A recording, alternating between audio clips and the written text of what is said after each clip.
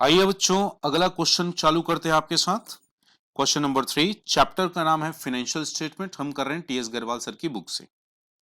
Clear. Step हमने क्या अपनाया था बेटा? स्टेप के हिसाब से पहले हम एडजस्टमेंट्स को हैंडल करेंगे और उसके बेसिस पे अपने क्वेश्चन में मार्किंग कर लेंगे। तो सबसे पहला दिया है outstanding salary 45,000 which is associate with the salary. तो यहां पे मैंने सर्कल लगा दिया सैलरी में। Depreciate machinery at the rate of 10%। Machine की वैल्यू 4 लाख है, इस पे सर्कल लगा दिया। वेजेस आउटस्टैंडिंग 5,000, वेजेस पे सर्कल लगा दिया।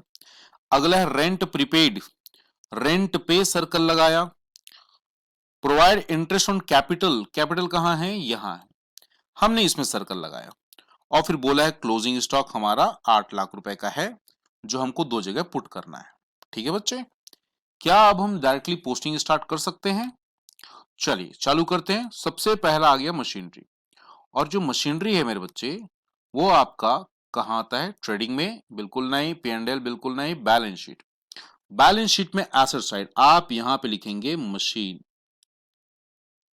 मशीन की वैल्यू आपकी 4 लाख है और उस पे मेरे बच्चे आपने सर्कल लगा रखा है। सर क्यों लगाया था सर्कल?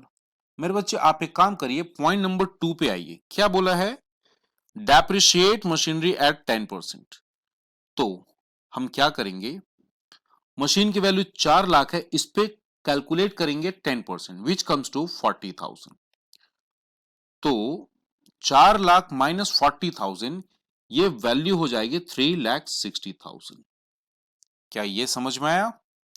और ये जो 40,000 है, ये अगेन आपके प्रॉफिट लॉस अकाउंट के डेबिट साइड में आएगा। यहां पे लिखेंगे to depreciation on machine, value आ जाएगा 40,000 जैसा हमने कैलकुलेट किया। तो फर्स्ट पॉइंट में ही एडजस्टमेंट मिला हमको। अगला आते हैं कैश एट बैंक और कैश इन हैंड। ये दोनों वैल्यू हमारे बैलेंस शीट का एसेट्स में आ जाएंगी। तो जैसा दिया है बस हम वैसे चलते जा रहे हैं। कैश और दूसरा था हमारा बैंक। कैश की वैल्यू है 1 लाख और मेरे बच्चे बैंक की वैल्यू 50,000। आगे चलते हैं। अगला है वेजेस। वेजेस पे लगा हुआ है टिक, जो मेरे ट्रेडिंग में आएगा। तो मैं कुछ ना यहां पे स्पेस छोड़ दूंगा। पता है क्यों? क्योंकि यहां पे मुझे ओपनिंग स्टॉक भी लिखना है, परचेज भी लिखना है और परचेज रिटर्न भी माइनस करना है। तो मैं उनके लिए पहले कुछ जगह छोड़ दूंगा, ताकि मेरा फॉर्मेट जो है वो थोड़ा प्रॉपरली प्रेजेंटेबल रहे बेटा। तो यहां पे हम लिखेंगे टू वेजेस, और वेजेस को आप डालेंगे इनर कॉलम पे। वैल्यू कितनी है? 1 लाख रुपए। क्यों हम इसको इनर कॉलम पे डाल रहे हैं? पॉइंट नंबर 3 की वजह से। आप समझ पा रहे हैं? जो हमने मार्किंग किया वहीं पे हमको बस रुकना है। जहां पे मार्किंग नहीं किया है हम उसकी डायरेक्टली पोस्टिंग कर सकते हैं, देयर इज नो प्रॉब्लम। तो वेजेस आउटस्टैंडिंग है 5,000, तो हम इसमें 5,000 और ऐड कर देंगे। वैल्यू हो जाएगी 1,05,000।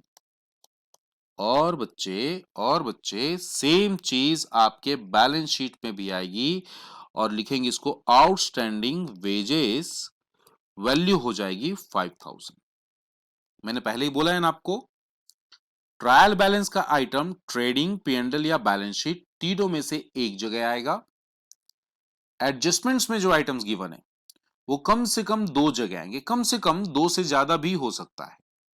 क्लियर है? तो वेजेस वाला पॉइंट हमने हैंडल कर लिया। अगला है परचेज।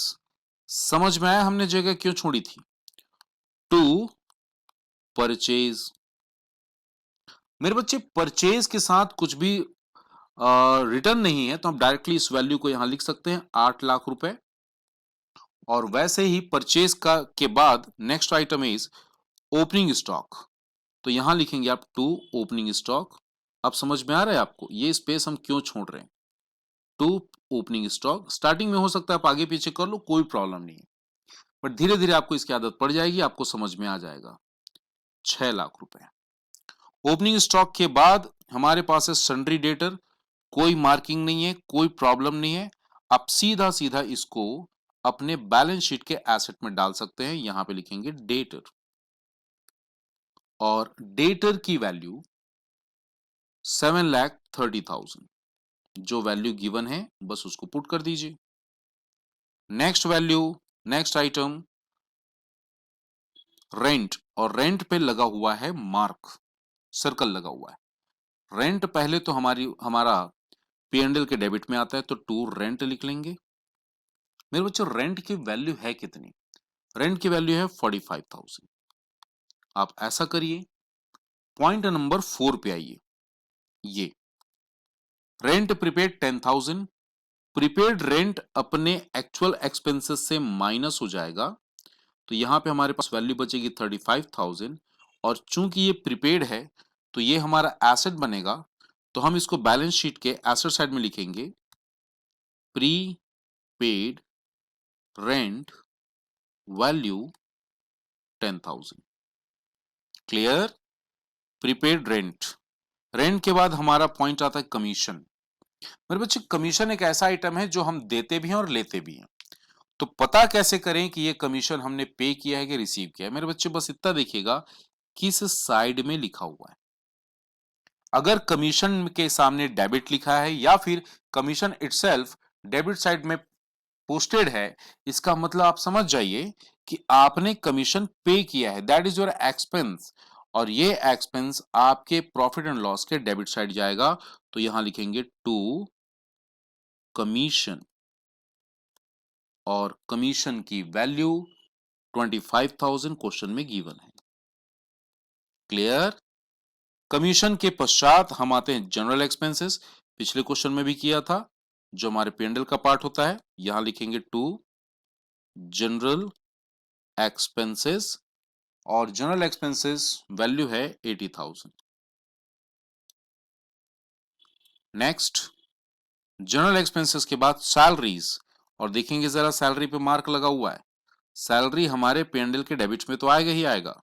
टू सैलरी, वैल्यू है सैलरी की 50,000, और जिस पे हमने मार्क लगाया है, क्यों लगाया है? पॉइंट नंबर फर्स्ट, आउटस्टैंडिंग है 45,000, तो 55,000 प्लस 45,000 इट कम्स टू 95,000। यही 45,000 अगेन आपके बैलेंस शीट में आएगा, तो यहां लिखेंगे outstanding salary.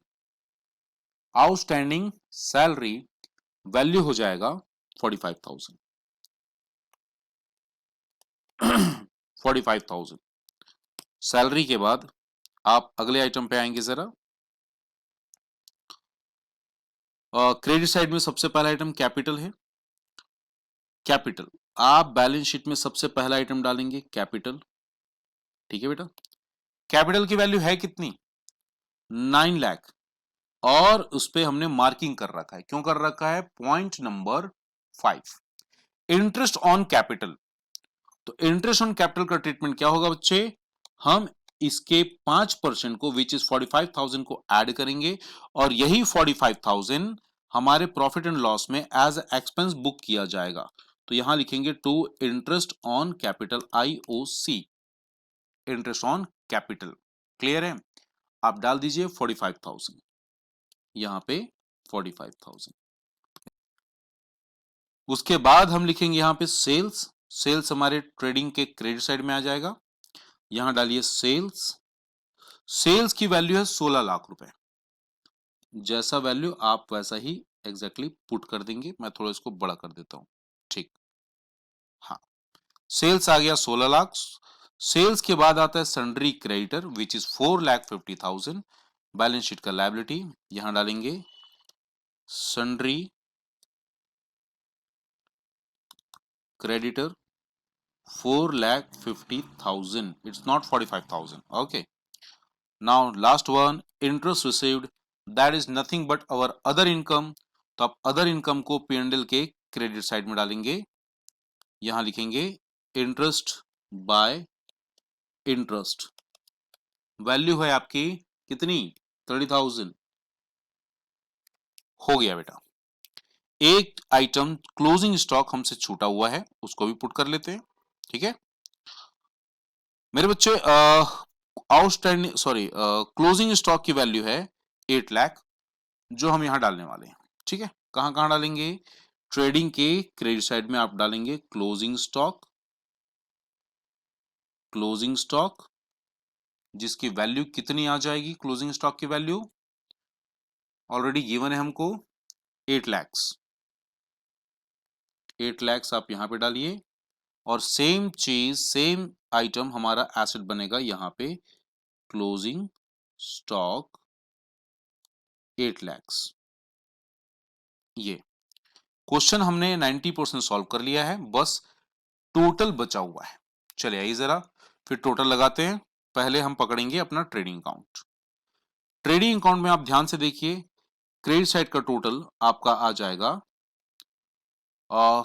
16 lakh plus 8 lakh, definitely it will be 24 lakhs.